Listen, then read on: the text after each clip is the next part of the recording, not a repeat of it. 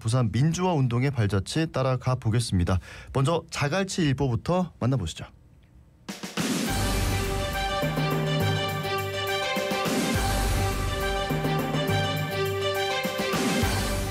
자갈치 일보.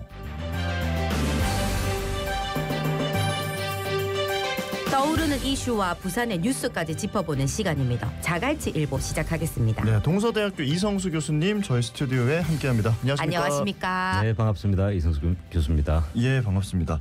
자, 오늘 첫 번째로 살펴볼 내용은 이 헌법재판소가 12.3 비상계엄 사태에 가담했다는 의혹으로 탄핵 소추된 박성재 법무부 장관의 탄핵안을 어제 기각했다는 소식으로 출발해 보려고 합니다. 예, 그렇습니다.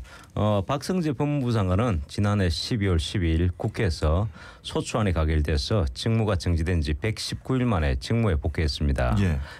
현재는 12일 대심판정에서 박 장관 탄핵 심판 선고 기일을 열고 재판관 8명 전원일치 의견으로 기각 결정을 내렸는데요.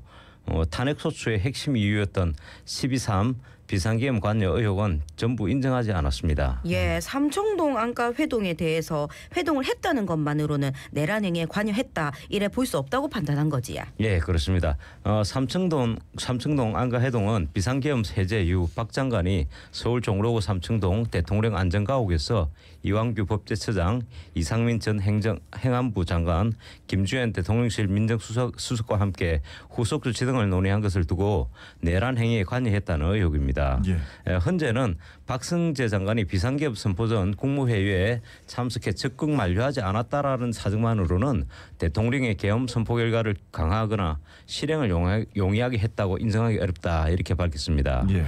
또 박 장관이 비상계엄 당시 서울 동부구축소에 국회의원 수감을 위해 구금시설 마련한 지시 의혹도 인정하지 않았습니다. 네, 그리고 또 체크할 부분이 현재가 박 장관이 비상계엄 선포 직후에 법무부 고위 간부들을 긴급 소집해서 회의를 했고 이 법무부 교정본부장이 지난해 12월 4일 오전 1시 9분부터 약 10분 동안 교정시설 기관장들과 영상회의를 진행하면서 수용 여력을 확인하라고 발언한 사실은 인정을 했더라고요. 예, 그 부분은 인정했습니다. 예. 그렇지만 이 사실에 대해서도 이러한 점만으로 피청구인 즉 박 장관이죠. 계엄 선포에 따른 국회의원 등의 구금 시설을 마련하도록 지시했다라고 인정하기 어렵다라고 했고요. 예. 그리고 이제 본회의 도중 퇴장한 부분에 대해서는 국무위원이 국회 본회의에서 법률안이 제2요구 이유를 설명한 후 표결이 마감될 때까지는 퇴장해서는 안 된다라는 법령상의 근거를 찾아보기 어려우므로 네. 피청구인의 행위가 국가공무원법상 법령 준수 의무나 성실 의무를 위반했다라고 보기는 어렵다라고 판시했습니다. 예, 그러고 탄핵 사유 중에 제2 요구를 설명하고 자리로 돌아갈 때 이재명 민주당 전 대표를 노려봤다. 여기에 대해서는 정황이니까 판단은 따로 안 한다. 이래 얘기를 하더라고요. 예, 그렇습니다.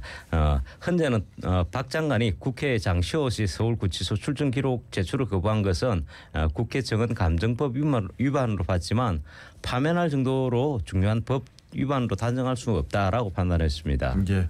자, 다음 뉴스로 바로 넘어가 보겠습니다. 한덕수 권한대행의 지명권 행사가 타당한지 따져보는 헌법소원과 효력정지 가처분 신청의 주심이 40여 재판관으로 결정됐다고요? 네, 좀 특이한 경우가 발생했는데요. 예. 헌재가 그 무작위 전자배당을 통해서 사건을 배당한 결과 하필 40여 재판관이 취임 하루 만에 주심 재판관으로 결정되었습니다. 네. 공교롭게도 자신의 임명과 함께 지명된 이완규, 함상훈 두 재판관 후보자 지명 과정이 헌법에 위배됐는지를 판단하게 된 겁니다. 효력정지 가처분이 인용된다면은 본안인 헌법소원 결과가 나올 때까지 재판관 지명 절차는 일시 중단됩니다. 예, 현재 9명 체제면은 재판관 5명 이상이 찬성을 하면 효력은 정지된다면서요? 네, 그렇습니다. 지난해 10월 이진숙 방송통신위원장이 헌재에 제기했던 가처분 신청의 결론이 나오기까지 예. 주말 포함해서 나흘이 걸렸습니다. 여기서 이제 핵심 쟁점이 대통령이 파면된 상황에서 대통령 권한대행의 지위, 직무 범위를 어디까지 볼 것인지 이건 거잖아요. 네, 이게 참 좀 애매한 부분도 있는데요. 예. 헌법학 교과서에는 권한 대행의 역할은 현상 유지에 국한된다라고 규정하고 있습니다. 예. 그리고 다수의 헌법학자들 역시 한 대행의 재판관 기습 지명을 직무 범위를 넘어선 위헌으로 보고 있습니다. 예. 그런데 이제 문제는 헌재가 가처분 신청을 기각하거나 임명 절차가 끝날 때까지 결론을 내지를 못한다면은 한 대행의 재판관 지명을 막을 방법이 사실상 없다라는 점입니다. 예. 다만 앞서 헌재가 최상목 전 대통령 권한 대행의 마흔혁 임명과 관련해서 권한쟁의 심판을 심리했던 경험이 있어서 논의에는 속도가 붙을 것으로 보입니다. 예, 저 재판관 구인 체제가 유지되는 게 18일 다음 주 금요일까지더라고요. 재판관들이 평일을 열고 논의를 시작한 것으로 파악이 됐습니다. 예, 아직에 법은 잘 모르지만 잘 아는 헌법학자들이 위헌이라 하면 이유가 있는 거 아니겠습니까? 지금 안 그래도 할 일이 산더미일 텐데 각자 할 일만 똑띠 하입시다. 네, 자 다음 뉴스로 넘어가 보겠습니다. 어제 방송에서 잠시 얘기했었는데 국민의힘 6.3 대선 대권 주자로 거론이 됐었던 박형준 부산시장이 10일 대선 불출마 입장을 밝혔습니다. 예, 그렇습니다. 더불어민주당에서는 이재명 전 대표, 김동연 경기지사, 김두관 전 의원이 출마 선언을 했는데요. 그리고 이제 국민의힘에서는 안철수, 김문수 전 고용노동부 장관, 한동훈 전 대표가 공식 출마를 선언했고요. 네. 그런 상황에서 박 시장도 출마 이야기가 있었습니다. 그런데 이제 어저께 10일 대선 불출마 입장을 밝혔습니다. 네. 예, 아침에도 보니까 박 시장이 어제 저의 의지와 힘이 못 미쳐서 그 뜻을 받들지 못해 송구스럽게 생각한다면서 합작의 리더십을 구축하는 데 힘을 보태겠다 이런 말을 했더라고요. 예, 그렇습니다. 박 시장은 후보 혼자의 권력이 아니라 후보들 사이의 합작, 나아가서 광범위한 중도 보수 세력의 합작에 의해 권력을 창출하고 또 권력을 운용하는 초유의 정치 혁신이 이 심대한 위기의 시간에 꼭 이루어지길 기대한다라고 이렇게 의견을 피력했습니다. 예. 그리고 그렇게 해야만 오늘의 위기를 극복할 수 있고 이 나라를 어디로 끌고 갈지도 모를 세력이 입법 독재에 이어 행정 권력까지 독점하는 사태에 대해서 국민의 깊은 불안과 두려움을 해소할 수 있다라고 덧붙였습니다. 예. 자, 다음 뉴스로 넘어가 보겠습니다. 국민의힘이 어제 대통령 선거 후보 선출을 위한 경선 방식 또 일정을 확정했는데요. 4월 14일부터 이틀 동안 경선 후보 접수를 받고 나서 서류 심사를 거치고 16일 1차 경선 진출자를 발표한다고 밝혔습니다. 이게 경선 방식이 단계별로 달라지더라고요. 예, 그렇습니다. 1차 예비 경선은 일반 국민 여론조사 100%를 반영합니다. 그래서 후보를 4명으로 압축하고요. 2차 예비 경선은 선거인단 투표 50%, 일반 국민 여론조사 50%를 반영해서 후보를 2명으로 줄이게 됩니다. 예. 2차 경선 예비 경선에서 과반 득표자가 없을 경우에는 당헌 당규에 따라서 선거인단 투표 50%, 일반 국민 여론조사 50% 비율로 1, 2간 최종 경선을 실시하는 것입니다. 모든 경선 여론조사에서는 역선택 방지 장치가 적용되는데요. 예, 여기서 역선택 방지 조항 이게 뭡니까? 예, 역선택 방지 조항은 국민 여론조사 때 다른 당을 지지한다라고 답하는 경우에는 여론조사에서 제외하는 것을 의미합니다. 예. 오는 22일 4인 후보가 29일에는 2인 후보가 차례로 결정되는데요. 최종 후보자 선출을 위한 전당대회는 5월 3일에 열기로 했습니다. 이걸 이제 간단히 일정별로 보면 다음과 같습니다. 4월 14, 15일에는 경선 후보를 등록하고요. 예. 그리고 이제 17일에는 미디어 데이에서 세계 토론조를 추첨합니다. 그리고 이제 22일 때 1차 경선 통과자 4명이 발표되고 26일에 후보자 사인 토론회가 있습니다. 예. 그리고 이제 30일에 2차 경선 통과한 2명의 양자 토론이 있고요. 5월 3일 날 전당대회에서 대선 후보자가 결정이 됩니다. 이제 정말 시간이 얼마 남지 않았다는 생각이 듭니다. 자, 다음 뉴스로 넘어가 보겠습니다. 윤석열 전 대통령이 오늘 오후 5시 서울 한남동 관저에서 서울 서초동 사저로 이동을 하게 됩니다. 윤 전 대통령 측 관계자는 별도 메시지를 낼지에 대해서는 정해진 바가 없다고 밝혔더라고요. 예, 그렇습니다. 제가 볼 때도 별도로 메시지를 낼 것 같지는 않아 보이는데요. 네. 대통령실 수석급 참모 등이 퇴거 전 관저를 찾을 것으로 전해졌고요. 윤 전 대통령 부부가 임시 사저로 짐 일부를 옮기고 있다 이렇게 밝혔습니다.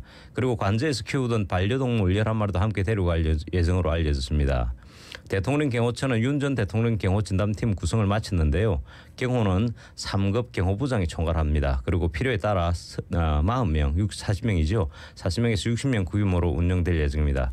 오늘 퇴거하는데요. 오늘은 전담팀 외에도 경호관을 추가로 투입할 것으로 알려졌습니다.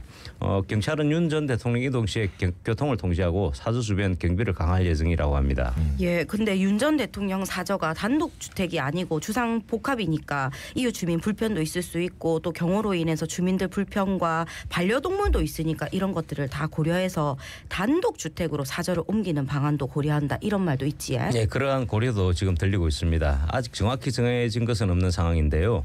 윤 전 대통령에 대한 경호 지원은 법적으로는 최대 10년까지지만 관례상 종신 지원될 가능성도 높습니다. 네.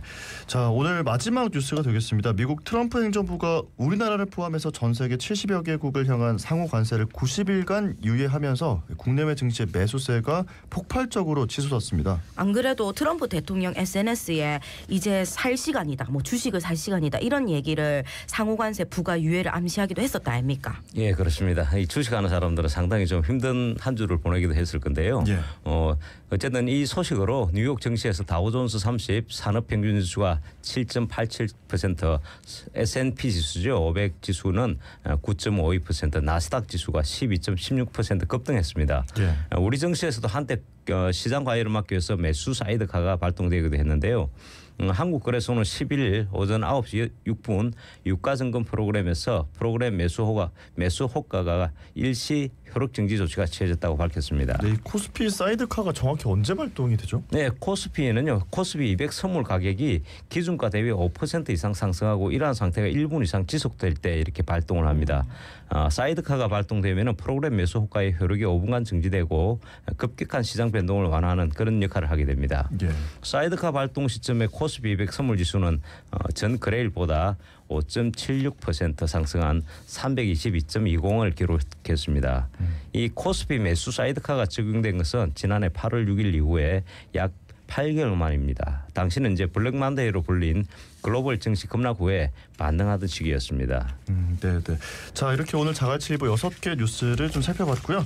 여기서 교수님을 보내드리겠습니다. 고맙습니다. 감사합니다. 감사합니다. 네, 동서대학교 이성수 교수님과 함께했습니다.